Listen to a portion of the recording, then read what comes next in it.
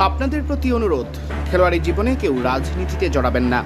সম্প্রতি ক্রীড়াবিদদের উদ্দেশ্যে এই আহ্বান জানিয়েছিলেন প্রধানমন্ত্রী তারেক রহমান। এবার এ নিয়ে মুখ খুললেন সাকিব আল হাসান, যিনি আওয়ামী লীগের রাজনীতিতে জড়িয়ে সংসদ সদস্য হওয়ার পর রোষানলের কারণে দেশ ও জাতীয় দল থেকে এখন অনেক দূরে। দ্য ডেইলি স্টারকে দেওয়া সাক্ষাৎকারে সাকিব বলেন, দেখুন, আমার কাছে মনে হয় প্রতিটা বাংলাদেশের নাগরিকের এই ব্যাপারে নিজস্ব মতামত আছে। প্রধানমন্ত্রী উনার জায়গা থেকে যেটা ভালো মনে হয়েছে বলেছেন, এটা ওনার ব্যক্তিগত মতামত এবং আমি সেটিকে সম্মান করি।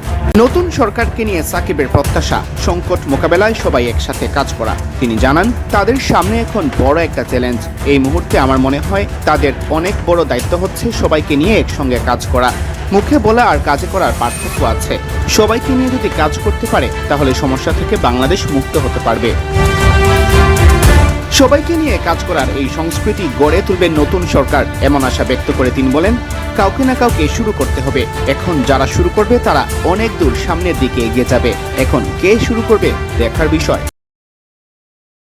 এ সময় নিজের রাজনৈতিক জীবন নিয়েও কথা বলেন সাকিব। তবে ভবিষ্যতে রাজনীতি চালিয়ে যাওয়ার ইচ্ছা থাকলেও আপাতত ক্রিকেট ক্যারিয়ারেই মনোযোগ তার।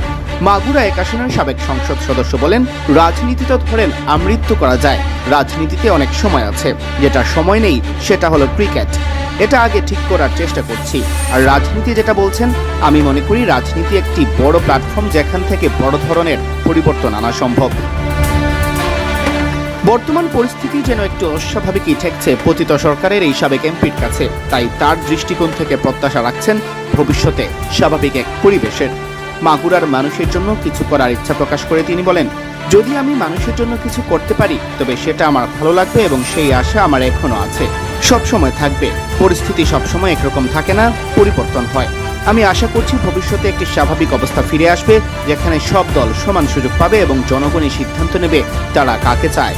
আমি আশা করছি ভবিষ্যতে ভালো কিছুই হবে।